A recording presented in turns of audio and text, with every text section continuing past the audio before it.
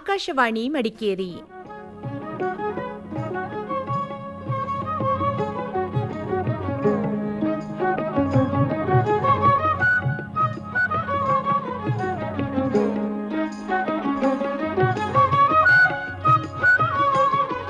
ಕಾರ್ಯಕ್ರಮ ಮಹಿಳಾ ಲೋಕ.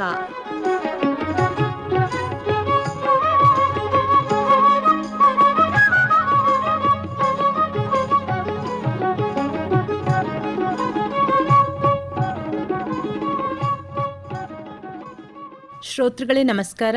ಇವತ್ತಿನ ಮಹಿಳಾ ಲೋಕಕ್ಕೆ ನಿಮಗೆಲ್ಲ ಮನದಾಳದ ಸ್ವಾಗತ. ಇವತ್ತಿನ ಈ ಕಾರ್ಯಕ್ರಮದಲ್ಲಿ ಕುಶಾಲನಗರದ ತಾರಾ ಜಿ ಭಟ್ ಅವರಿಂದ ಲಘು ಶೈಲಿಯ ಭಾಷಣ ಲಾಕ್ಡೌನ್ ಎಫೆಕ್ಟ್. ಪಗಡೆಯಾಟದಿಂದಾಗಿ ಪಾಂಡವರಿಗೆ 12 ತಿಂಗಳು ವನವಾಸವಾದರೆ ಲಾಕ್ಡೌನ್ನಿಂದಾಗಿ ವಿದ್ಯಾರ್ಥಿಗಳಿಗೆ 12 ತಿಂಗಳು ಮನೆವಾಸ ಪ್ರಾಪ್ತಿಯಾದದ್ದಂತೂ ಸತ್ಯ. ನನ್ನ ಪ್ರಕಾರ ವಿದ್ಯಾರ್ಥಿಗಳು ಮನೆಯಲ್ಲಿ ಲಾಕ್ ಆಗಿ ಕುಳಿತಿದ್ದಾರೆ. ಜೊತೆಗೆ ಪಾಠ ಪ್ರವಚನಗಳಲ್ಲಿ ಡೌನ್ ಅಂತೂ ಖಂಡಿತ ಆಗಿದ್ದಾರೆ. ಕಾಲೇಜು ವಿದ್ಯಾರ್ಥಿಗಳಿಗೆ ಕಾಲೇಜು ಅಧ್ಯಾಪಕರು ಪಾಠ ಪ್ರವಚನ ಮಾಡಲೆಂದು ವಾಟ್ಸಪ್ ಗ್ರೂಪ್ ಮಾಡಿದ್ದಾರೆ. ಆದರೆ ಬಹುತೇಕ ವಿದ್ಯಾರ್ಥಿಗಳಿಗೆ ಈ ವಾಟ್ಸಪ್ ಗ್ರೂಪ್ ಕಾಳಿದಾಸನ ಮೇಘ ಸಂದೇಶದ ಯಕ್ಷನಿಗೆ ಮೇಘವೇ ಮಾಧ್ಯಮವಾದಂತೆ ಪ್ರೇಮ ಸಂದೇಶವನ್ನು ತಲುಪಿಸಲು ಮಾಧ್ಯಮವಾಗಿದೆ. ಕಾರಣ ಅಲ್ಲಿ ಎಲ್ಲ ಹುಡುಗ ಹುಡುಗಿಯರ ಮೊಬೈಲ್ ನಂಬರ್ ಸಿಗುತ್ತದಲ್ವಾ?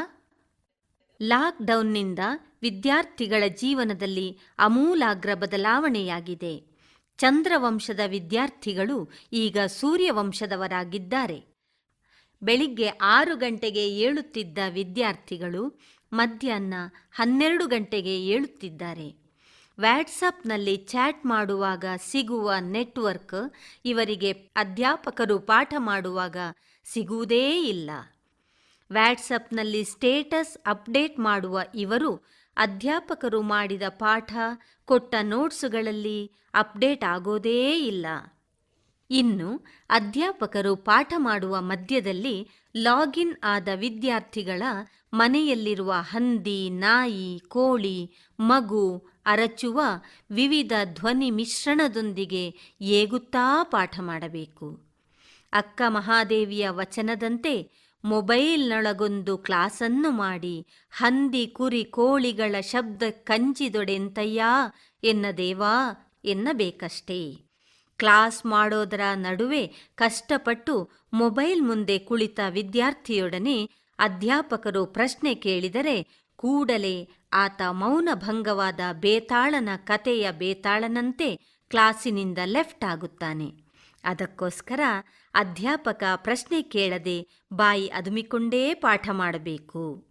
ಮೊದಲೆಲ್ಲ ಕ್ಲಾಸಿಗೆ ಮೊಬೈಲ್ ತರಬಾರ್ದು ಎಂದಿದ್ದ ರೂಲ್ಸ್ ಈಗ ಮೊಬೈಲ್ ಇಲ್ಲದೆ ಕ್ಲಾಸಿಗೆ ಕೂರಬಾರದು ಎಂದು ಪರಿವರ್ತಿತವಾಗಿದೆ. ಬಯಲು ಆಲಯದೊಳಗೋ ಆಲಯವು ಬಯಲೊಳಗೋ ಎಂಬ ಉನ್ನತ ತತ್ವವೀಗ ಕ್ಲಾಸ್ ಮೊಬೈಲೊಳಗೋ ಮೊಬೈಲ್ ಕ್ಲಾಸೊಳಗೋ ಎಂಬಂತಾಗಿದೆ.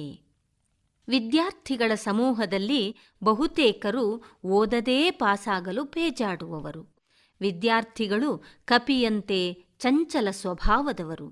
ಚಂಚಲ ವಾನರನ ಬಗ್ಗೆ ಸಂಸ್ಕೃತದ ಉಕ್ತಿಯೊಂದು ಹೀಗೆ ಹೇಳುತ್ತದೆ: ಕಪಿ ಮೊದಲೇ ಚಂಚಲ, ಜೊತೆಗೆ ಮದ್ಯ ಸೇವನೆ ಮಾಡಿದೆ, ಮೈಮೇಲೆ ಭೂತ ಸಂಚಾರವೂ ಆಗಿದೆ, ಜೊತೆಗೆ ಚೇಳು ಬೇರೆ ಕುಟುಕಿದೆ.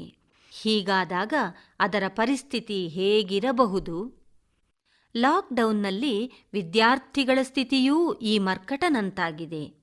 ಸಾಧಾರಣ ದರ್ಜೆಯ ವಿದ್ಯಾರ್ಥಿಗಳಂತೂ ತರಗತಿ ನಡೆಯುವ ದಿವಸಗಳಲ್ಲಿ ಅರ್ಧದಷ್ಟು ದಿನಗಳೂ ವಿವಿಧ ಕಾರಣಗಳಿಗಾಗಿ ಗೈರು ಹಾಜರಾಗುತ್ತಾರೆ. ಗೈರು ಹಾಜರಿಗೆ ಇವರು ಕೊಡುವ ಕಾರಣಗಳೂ ವಿಶಿಷ್ಟವಾದವು. ಹುಷಾರಿಲ್ಲ, ಕಾಲಿಗೆ ಏಟಾಗಿದೆ, ಜ್ವರ, ಮನೆಯಲ್ಲಿ ಯಾರೂ ಇಲ್ಲ, ಇತ್ಯಾದಿ ಇತ್ಯಾದಿ. ಇವುಗಳ ಸಾಲಿಗೆ ಇತ್ತೀಚೆಗೆ ಸೇರ್ಪಡೆಯಾದ ಬಹುದೊಡ್ಡ ಕಾರಣ ಮನೆಯಲ್ಲಿ ಯಾರಿಗಾದರೂ ಶೀತ, ಜ್ವರ, ಕೆಮ್ಮು. ಅಜ್ಜ ಅಜ್ಜಿಯರನ್ನು ವರ್ಷಕ್ಕೆ 3-4 ಬಾರಿ ಸಾಯಿಸಿ ರಜಾ ಪಡೆಯುವ ವಿದ್ಯಾರ್ಥಿಗಳಿಗೇನೂ ಕಮ್ಮಿಯಿಲ್ಲ. ಇಂತಹ ವಿದ್ಯಾರ್ಥಿಗಳು ಶಾಲೆಯ ಅಸ್ತಿತ್ವ ಉಳಿಯಲು ಐಸಿಯು ಪೇಷಂಟಿಗೆ ಆಕ್ಸಿಜನ್ನಂತೆ ಅವಶ್ಯಕ. ಹೇಗಾದರೂ ಪಾಸ್ ಮಾಡಬೇಕಲ್ಲ. ಇದರ ಜೊತೆಗೆ ಇವರಿಗೆಲ್ಲ ವರದಾನ ಕೊರೋನಾ ಪಾಸ್.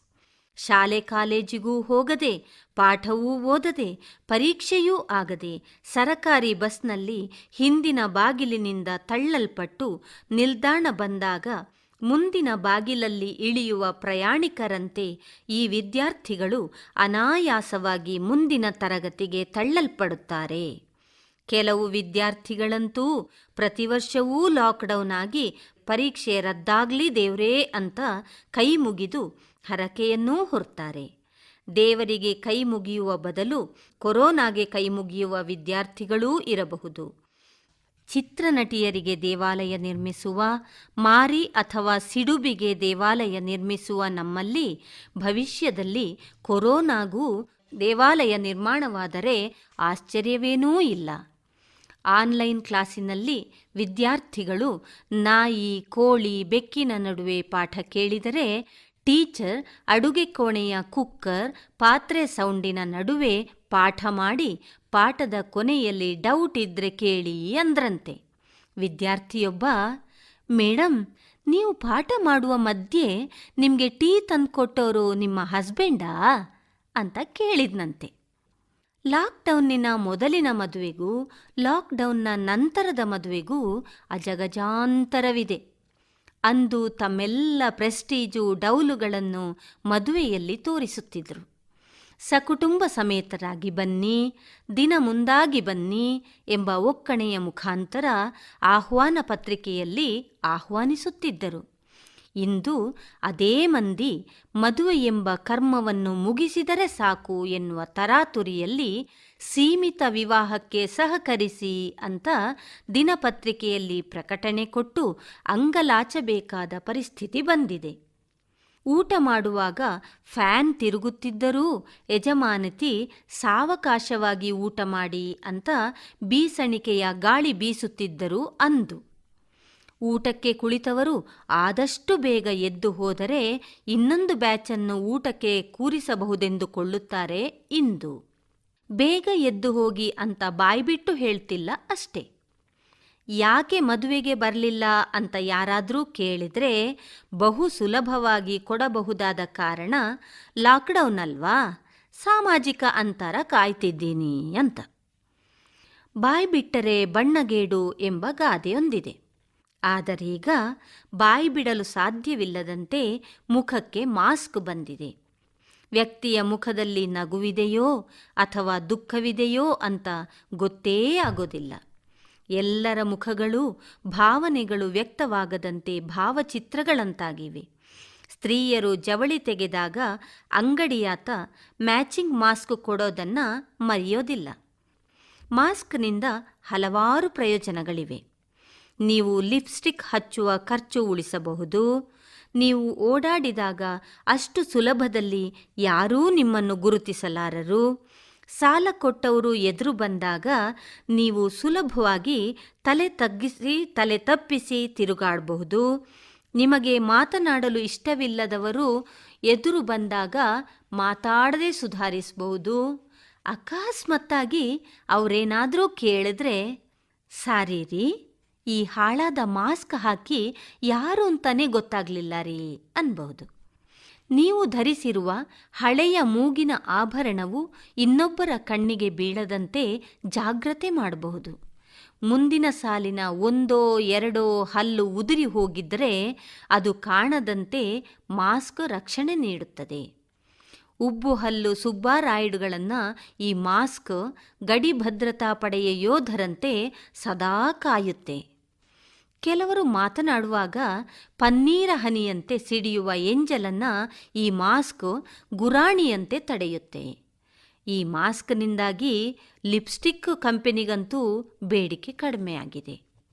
ಕೊರೋನಾ ಬಂದಮೇಲೆ ಕನ್ನಡ ಭಾಷೆಗೆ ಹಲವು ಹೊಸ ಕೊರೋನಾ ಗಾದೆಗಳ ಸೇರ್ಪಡೆಯಾಗಿದೆ. ಉದಾಹರಣೆಗೆ, ಕೆಮ್ಮಿದ್ದೆಲ್ಲ ಕೊರೋನಾ ಅಲ್ಲ, ಹಣ ಇದ್ದರೆ ಮಣಿಪಾಲ್, ಹಣ ಇಲ್ದಿದ್ರೆ ಮಣ್ಣುಪಾಲ್, ಊರಿಗೆ ಜ್ವರ ಬಂದರೆ ಶಾಲೆಗೆ ಬೀಗ. ಇಂದು ಐಸಿಯು, ನಾಳೆ ಐ ಕೆನಾಟ್ ಸಿ ಯು, ಲಾಕ್ಡೌನ್ನಲ್ಲಿ ಮದುವೆ ಮಾಡ್ದಂಗೆ ಇತ್ಯಾದಿ. ಈ ಮೊದಲು ಜಪ್ಪಯ್ಯ ಅಂದ್ರೂ ಕೈಕಾಲು ತೊಳೆಯದ ಮಕ್ಕಳು ಉಳಿದವರು ಈಗ ಸೋಪು ಹಾಕಿ ಕೈಕಾಲು ತೊಳೆದು ಊಟಕ್ಕೆ ಕೂರುತ್ತಾರೆ. ಇನ್ನು ಸ್ಯಾನಿಟೈಸರನ್ನು ಸೆಂಟಿನಂತೆ ಮೈಮೇಲೆಲ್ಲ ಉಜ್ಜಿಕೊಳ್ತಾರೆ. ತಲೆಗೂ ಸಿಂಪಡಿಸುವವರಿದ್ದಾರೆ. ತೀರ್ಥದಂತೆ ಕುಡಿಯುವುದೊಂದು ಮಾತ್ರ ಬಾಕಿ. ಸ್ಯಾನಿಟೈಸರ್ನಲ್ಲಿ ಆಲ್ಕೋಹಾಲ್ನ ಅಂಶ ಇದೆ ಹಾಗೂ ಅದಕ್ಕೆ ಕೊರೋನಾ ವೈರಸ್ಸನ್ನು ಕೊಲ್ಲುವ ಶಕ್ತಿ ಇದೆ ಎಂದು ತಿಳಿದದ್ದೇ ತಡ ಎಣ್ಣೆ ಮಾಸ್ಟ್ರುಗಳೆಲ್ಲ ಮೀಸೆ ಮೇಲೆ ಕೈ ಹಾಕಿ ತಿರುವಿ ಯಾವುದರಿಂದಲೂ ಸಾವಿಲ್ಲ ಅನ್ನೋ ಹಾಗೆ ವರ ಪಡೆದ ಹಿರಣ್ಯ ಕಶಿಪುವಿನಂತೆ ಪೋಸ್ ಕೊಡ್ತಾ ಬೀಗ್ತಿದ್ದಾರೆ. ಸ್ವಾತಂತ್ರ್ಯ ಹೋರಾಟದಲ್ಲಿ ಭಾಗಿಯಾಗಿ ಏಟು ತಿಂದವರು ನಮ್ಮಲ್ಲಿ ಹಲವರಿರ್ಬೋದು. ಆದರೆ ಲಾಕ್ಡೌನ್ ಸಂದರ್ಭದಲ್ಲಿ ವೀಲಿಂಗ್, ಜಾಲಿ ರೈಡ್ ಅಂತೆಲ್ಲ ಹೋಗಿ ನಮ್ಮ ಪೊಲೀಸರ ಲಾಠಿ ಹಾಗೂ ಬೂಟಿ ನೇಟಿನ ರುಚಿ ಉಂಡವರಿಗೇನೂ ಕಮ್ಮಿ ಇಲ್ಲ. ಹಿಂದೆ ಪೊಲೀಸರ ಕೈಗೆ ಸಿಗದ ವೀರಪ್ಪನ್ನ ಪತ್ರಕರ್ತ ನಕ್ಕೀರನ್ ಗೋಪಾಲನ್ ಕೈಗೆ ಸಿಕ್ಕಿದ್ದ. ವೈದ್ಯರು, ವಿಜ್ಞಾನಿಗಳಿಗೂ ಕೊರೋನಾದ ಅಂತ್ಯ ಯಾವಾಗ, ಹೇಗೆ ಅಂತ ಊಹಿಸಲಾಗದ್ದನ್ನ ಜ್ಯೋತಿಷಿಗಳು, ಸ್ವಾಮೀಜಿಗಳು ಇಂಥದೇ ಸಮಯ ಅಂತ ಹೇಳಿದ್ದು ಪರಮಾಶ್ಚರ್ಯ. ಯಾರ್ಯಾರದೋ ಮಾತು ಕೇಳಿ ಮೂಗಿಗೆ, ಕಣ್ಣಿಗೆ ನಿಂಬೆ ರಸವನ್ನ ಬಿಟ್ಟು ಕೊರೋನಾ ಕ್ರಿಮಿ ಕೊಂದವರು ಅದೆಷ್ಟೋ ಜನ. ಮಳೆಗಾಲದಲ್ಲಿ ಅಡಿಕೆ, ಕಾಫಿ ಚೀಲಕ್ಕೆ ಹೊಗೆ ಶಾಖ ಕೊಟ್ಟಂತೆ ದೇಹಕ್ಕೂ ಆವಿ ಶಾಖವನ್ನು ಬಿಟ್ಟವರೆಷ್ಟೋ ಜನ. ಜೊತೆಗೆ ಧೂಮಪಾನಿಗಳು ತಮ್ಮ ಕಾರ್ಯವನ್ನು ಸಮರ್ಥಿಸಿಕೊಂಡು ಧೂಮಪಾನವು ಕೊರೋನಾ ವೈರಸ್ಸನ್ನು ಕೊಲ್ಲುತ್ತದೆ ಎಂದು ಹೇಳಿಕೊಂಡು ತಿರುಗುತ್ತಿದ್ದರು. ಸಾಮಾಜಿಕ ಅಂತರ ಕಾಯೋದ್ರಿಂದ ಬಸ್ಸಿನಲ್ಲಿ ಹಾಗೂ ಇತರೆಡೆ ಬೇರೆಯವರ ಬೆವರು, ಸೆಂಟಿನ ವಾಸನೆ, ಅನವಶ್ಯಕ ಸ್ಪರ್ಶ ಹಾಗೂ ಕಿರುಕುಳಗಳು ಕಡಿಮೆಯಾಗಿವೆ. ಇದೀಗ ಲಾಕ್ಡೌನ್ ಮುಗಿದು ಸರ್ವರೂ ಮೈಕೊಡವಿ ಎದ್ದಿದ್ದಾರೆ. ಲಾಕ್ಡೌನ್ ಕಾಲಗರ್ಭಕ್ಕೆ ಸೇರಿ ಹೋಯಿತು. ಆ ಭಗವಂತನು ಸರ್ವರಿಗೂ ಸನ್ಮಂಗಳವನ್ನು ಉಂಟು ಮಾಡಲಿ. ನಮಸ್ಕಾರ. ಇದುವರೆಗೆ ಲಾಕ್ಡೌನ್ ಎಫೆಕ್ಟ್, ಕುಶಾಲನಗರದ ತಾರಾ ಜಿ ಭಟ್ ಅವರಿಂದ ಲಘು ಶೈಲಿಯ ಭಾಷಣವನ್ನು ಕೇಳಿದಿರಿ. ಇಲ್ಲಿಗೆ ಇವತ್ತಿನ ಮಹಿಳಾ ಲೋಕ ಮುಗಿಯಿತು ಶ್ರೋತೃಗಳೇ. ಎಲ್ರಿಗೂ ನಮಸ್ಕಾರ.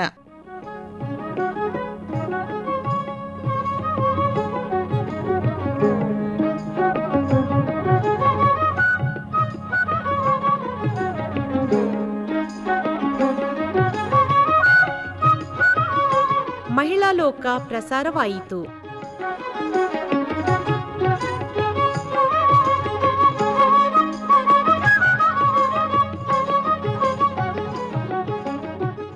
ಈ ಕಾರ್ಯಕ್ರಮ ಆಕಾಶವಾಣಿ ಮಡಿಕೇರಿ ಕೇಂದ್ರದಿಂದ ಮೂಡಿಬಂತು.